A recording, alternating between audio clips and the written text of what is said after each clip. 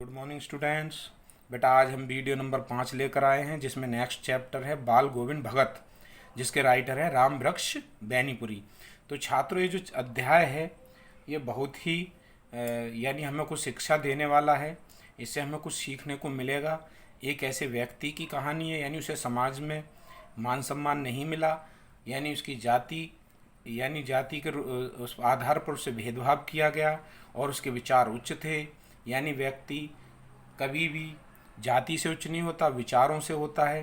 तो इस पाठ में हमें बहुत कुछ शिक्षा मिलने वाली है कि हमें किस प्रकार होना चाहिए, और इसे पढ़ने से हमारे अंदर चिंतन शक्ति का विकास होगा और समाज में हो रही घटनाओं से हमें यानी हमें उसके जानकारी होगी कि समाज में किस तरीके से लोगों का कुछ लोगों को यानी तिरस्कार सहना भी पड़ता है। ठीक है छात्रों, चलो तो हम स्टोरी शुरू करते हैं।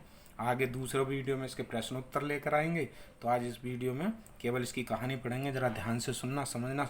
संक्षेप में मैंने इसको लिखा, लेकिन आप पर बुक है तो उसको पढ़ना ज़रूर। अगर बुक नहीं है तो आपको इतना पढ़ने पर भी पर्याप्त यानी आपको व्याख्या मिल जाएगा पाठ के आधार पर, और इसको आप समझ लेंगे। एक दो बार वीडियो देखकर आपकी समझ में आ जाएगी। ठीक है छात्रों, चलो तो हम शुरू करते हैं। पाठ का सारांश में संक्षेप में लिखा है तो समझना। देखिए, ये जो पाठ है इसमें एक करेक्टर हैं बाल गोविंद भगत। वो जाति से क्या थे? तेली थे, यानी तेली जाति के तेली थे। हमारे समाज में ऐसी व्यवस्था है कि उसे वर्ण व्यवस्था में सबसे निचले स्तर का माना जाता है। यानी हमारे समाज में क्या है? तेली को सबसे नीच माना जाता है, यानी नीची जाति माना जाता है, जिसका मुंह देखने के बाद यात्रा सफल नहीं होती। पर बाल गोविंद भगत के सशक्त व्यक्तिगत चरित्र जो सन्यासी के गुणों से युक्त थे, यानी ये जो व्यक्ति थे एक ये सन्यासी की तरह थे और एक बहुत ही महान व्यक्ति थे। तो इसलिए जो इनकी ये निचली जाति की बात की गई, अब देखिए आगे सुनेंगे आप। उनके सम्मुख लेखक को बार बार झुकने के लिए मजबूर किया। यानी उनकी जो विचार थे, यानी लेखक ने जब ये अध्याय को लिखा, यानी उनके जो विचार थे उन्हें देखकर यानी उन्हें वे भी नतमस्तक हो गए थे उनके सामने, यानी ऐसे उनके विचार थे। जबकि लेखक ने अपने ब्राह्मणत्व के जोश में ऐसे कई ब्राह्मणेतर लोगों का अभिवादन करना छोड़ दिया था। यानी अब आप देखिए, ब्राह्मण थे वे स्वयं, तो उनके आगे उन्हें मतलब ऐसी उनसे शिक्षा मिली कि उन्हें उनके विचार बहुत उच्च लगे। उन पर ब्राह्मणत्व 16 कलाओं से सवार था, पर न जाने, यानी उन पर 16 सवार थे, मतलब जो ब्राह्मणत्व यानी बहुत ज़्यादा मानते थे पंडितों को उनको, पर न जाने कौन सी प्रेरणा थी जो कि उन्हें बाल गोविंद भगत के आगे झुककर राम राम किए बिना नहीं रहने देती थी। यानी जो वो उच्च पंडितों को बहुत मान सम्मान देते थे, लेकिन बाल गोविंद भगत के सामने वो शून्य था, वो कुछ भी नहीं था। आगे देखिए, बाल गोविंद भगत का बाहरी व्यक्तित्व एक सामान्य, यानी उनके बारे में बता रहे हैं, सामान्य कबीर पंथियों जैसा था। यानी वो कबीर को बहुत मानते थे, कबीर को बहुत मान सम्मान देते थे। उनका चेहरा सफ़ेद बालों से जगमगा बना रहता। यानी अब उनके बारे में समझते रहना, क्योंकि प्रश्नोत्तर इससे उठेंगे। यानी सफ़ेद दाढ़ी थी उनकी चेहरे पर। कपड़े कम पहनते थे, कमर में एक लंगोटी मात्र, यानी लंगोटी पहनते थे, और सिर पर कबीर पंथियों जैसी एक टोपी, यानी एक टोपी पहना करते थे, तथा ठंड के दिनों में काली कमली ऊपर से ओढ़े रहते। अब आपकी समझ में आ गया होगा, आपके सामने चित्र बन गया होगा किस प्रकार से थे वो। दाढ़ी सफ़ेद थी, कंबल ओढ़े हुए, लंगोटी पहने हुए, सर पर टोपी है, तथा मस्तक यानी माथे पर चंदन और गले में तुलसी की माला बांधे रहते। यानी अब समझ में आ गया, गले में तुलसी की माला और माथे पर चंदन का तिलक। बाल गोविंद भगत गृहस्थ होकर भी, अब देखिए इनके बारे में, गृहस्थ यानी ग्रह क्या कहते हैं, गृहस्थ यानी घर, गृहस्थी वाले जो घर में घर का कार्य देखते हो, होकर भी साधु की सब परिभाषाओं में खरे उतरने वाले थे। यानी उनमें साधुओं वाली सारी खूबियाँ थीं। वे कबीर को क्या मानते थे? साहब मानते थे। ऐसा प्रश्न परीक्षा में पूछ लिया जाता है कि कबीर क्या नाम है, बाल गोविंद भगत कबीर को क्या मानते थे? साहब मानते थे। ठीक है, या ऐसे आ जाता बाल गोविंद भगत किसको साहब मानते थे, तो आपको कबीर बताना पड़ेगा। तो इस तरीके से याद रखना।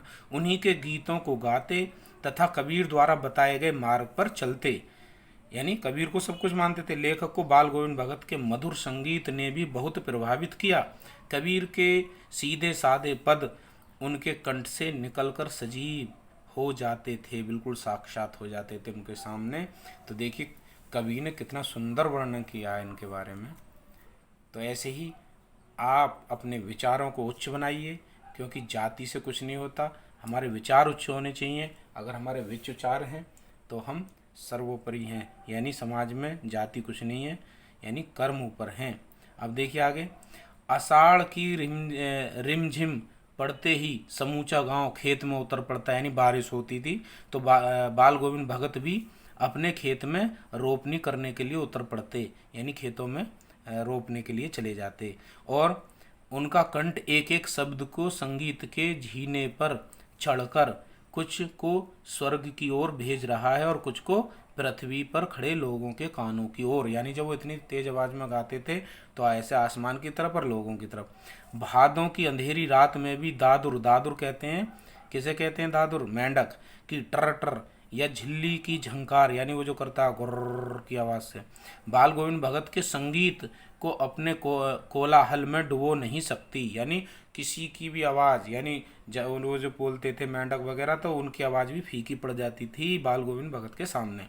कार्तिक मास के आते ही बाल गोविंद भगत की प्रभातियाँ शुरू हो जाती, प्रभातियाँ शुरू यानी गीत भजन, और फागुन तक चलती। गर्मियों में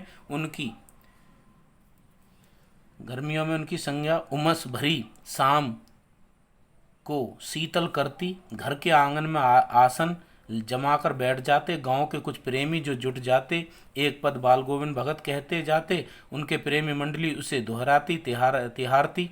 धीरे धीरे मन तन पर हावी हो जाता है और एक क्षण ऐसा आता है बाल गोविंद भगत खंजड़ी लिए बीच में नाच रहे हैं और उसके साथ में ही सबके तन और मन नृत्यशील हो उठते हैं। यानी जब वो ऐसे बजाते थे, अपनी वो आवाज़ में गाते थे, तो सब मंत्रमुग्ध हो जाते थे और गाया करते थे। और वो रास्ते में चलते हुए गाया करते थे। जो ये महीने बताए, इन महीनों में वो लोग उनके गानों को, गीतों को बहुत पसंद किया करते थे, जो लोकगीत होते थे। ठीक है, अब थोड़ी स्टोरी सी आएगी, उसे ज़रा ध्यानपूर्वक सुनना है आपको। बाल गोविंद भगत की संगीत साधना का चरम उत्कर्ष तो उस दिन देखा गया जिस दिन उनका बेटा मरा। यानी वो इतने अच्छे इंसान थे, जो इकलौता तो उनका पुत्र था, अब वो क्या हो गया, मर गया। वह उनका इकलौता बेटा था। बाल गोविंद भगत उस पर ज़्यादा नज़र रखते थे। क्यों, ये देखिए क्वेश्चन आ जाता कभी कभार, वो उस बेटे पर ज़्यादा नज़र क्यों रखते थे? क्योंकि वह सुस्त और कमज़ोर था। और उनका क्या मानना था बाल गोविंद भगत का? उनका मानना था कि ऐसे लोग निगरानी और मोहब्बत के ज़्यादा हकदार होते हैं जो सुस्त और कमज़ोर होते हैं। उन्होंने अपने पुत्र की का बड़ी सादगी के साथ विवाह किया था। अब देखिए उसका विवाह कर दिया। पुतोहु यानी पुत्र वधू, यानी बेटे की बहू बड़ी ही सुशील मिली थी, यानी बहुत अच्छी थी, अच्छे विचारों में। उसने पूरे घर को संभाल लिया था। बाल गोविंद भगत के बेटे की मृत्यु का समाचार जब लेखक को मिला तो कौतूहल बस उनके घर गया, यानी अब लेखक उनके घर गए और यह देखकर दंग रह गए कि बेटे का सब सफ़ेद कपड़े से ढका हुआ आंगन में रखा हुआ था और वो ज़मीन पर आसन लगाए गीत गाए जा रहे थे। यानी उनका बेटा मरा, ज़मीन पर लिटा हुआ था, सफ़ेद कपड़ा ऊपर पड़ा हुआ था, वही पुराना स्वर, और तब भी वो गीत गा रहे थे। पुतोहू रो रही थी, यानी जो बहू थी उनके बेटे की, वो रो रही थी, जिसे गांव की स्त्रियां चुप करने की कोशिश कर रही हैं। जब लेखक वहां पहुंचे, वे पुतोहू से रोने के बदले, यानी अब क्या कह रहे थे बाल गोविंद भगत बहू से, बेटे की बहू से, कि उत्सव मनाओ। वो कहते हैं विरहिणी आत्मा अपने प्रेमी परमात्मा से जा मिली। उन्होंने कहा जो आत्मा थी वो आत्मा परमात्मा से मिल गई है, इसलिए दुख क्या करना है, दुख किस लिए, वो तो सबको एक दिन जाना ही है। तो इस कथन में उनका चरम विश्वास बोल रहा था, यानी उन्हें फिर भी गीत गा रहे थे और सबको रोने से भी मना कर रहे थे, बहू को भी। अब आगे देखिए, बाल गोविंद भगत ने पुत्र के सबको पुतोहू से ही आग दिलवाई। यानी जब अंतिम संस्कार होता है तो वो भी क्या किया, उन्होंने किससे किया, कराया, अंतिम संस्कार भी बहू से ही कराया।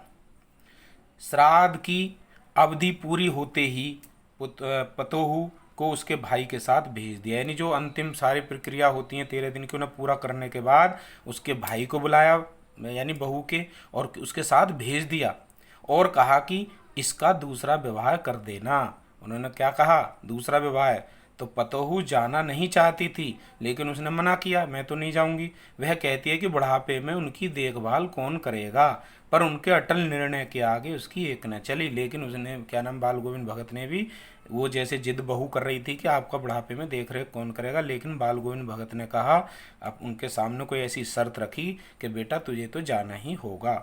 बाल गोविंद भगत की अंतिम विदाई भी उन्हीं के अनुरूप हुई। यानी बहू को तो उन्होंने भेज दिया उसकी दूसरी शादी कराने के लिए भाई के साथ, और वो भी बड़ी जिद के रूप में। वे हर वर्ष गंगा स्नान के लिए जाते। अब उनके बारे में बता रहे हैं। करीब 30 कोस पर गंगा थी, यानी उनके घर से 30 कोस गंगा, 30 कोस यानी किलोमीटर तो कम होता है, कोस हुआ करता था पहले। एक कोस में 1600 मीटर होते हैं। जाने आने में 3-4 दिन लगते थे, पैदल जाते थे। इन दिनों वे उपवास रखते थे। उपवास का मतलब व्रत रखते थे। इतने लंबे उपवास में भी वही मस्ती, अब बुढ़ापे में भी वही जवानी वाली टेक, यानी वही मस्ती दिखाई दिया करती थी। मस्त रहते थे, गीत भजन गाते थे। किंतु इस बार लौटे तो तबीयत कुछ खराब थी। खाने पीने के बाद तबीयत नहीं सुधरी। उन्होंने अपना नियम व्रत नहीं छोड़ा। दोनों वक्त गाना, स्नान, ध्यान, खेती बाड़ी की देखभाल, वे दिन दिन क्षीण होते गए। क्षीण यानी कमज़ोर होते चले गए। आराम करने को कहते तो हंसकर टाल देते। उस दिन भी संध्या में, यानी अब उनका अंतिम समय की बात करें, उस दिन भी संध्या यानी शाम में गीत गाया, पर ऐसा लगा जैसे तार टूट गया हो। यानी जब वो गीत गा रहे थे तो कुछ बात में उसमें दम नहीं, कमज़ोर सी महसूस हो रही थी लेखक को, और माला का एक एक मोती बिखर गया हो। यानी ऐसे लग रहा था कि माला का जैसे मोती बिखर जाता है, तो आज सुर नहीं लग रहे थे। भोर में, यानी जब सुबह हुआ, रात को ये गीत भजन करके सोए, तो भोर में लोगों ने गीत की मधुर आवाज़ नहीं सुनी। जाकर देखा तो बाल गोविंद भगत नहीं रहे, सिर्फ उनका शरीर पड़ा है। तो अब आपकी समझ में आ गया होगा बेटा, ये जो अध्याय है आपको शिक्षा देता है कि जाति ऊंच नीच कुछ नहीं होता, कर्म सर्वोपरि होते हैं। तो बाल गोविंद भगत के कर्म देखे आपने, कितने सबको खुश रखने वाले व्यक्ति थे। ठीक है, और इससे आगे हम आपको प्रश्न उत्तर कराएंगे नेक्स्ट वीडियो में। वीडियो बड़ा हो रहा है तो इससे संबंधित और बातें हम आगे नेक्स्ट वीडियो में करेंगे। वीडियो नंबर आपकी होगी 6। ठीक है छात्रों, वीडियो देखने और सुनने के लिए आपका बहुत बहुत धन्यवाद। इस स्टोरी को, वीडियो को 1-2 बार आप देखना। 1-2 बार देखेंगे तो ये आपके पास बुक भी नहीं होगी तो अच्छी तरह आपकी समझ में ये चैप्टर आ जाएगा और प्रश्नोत्तर भी आप अच्छी प्रकार लिख पाएंगे। ठीक है छात्रों, धन्यवाद।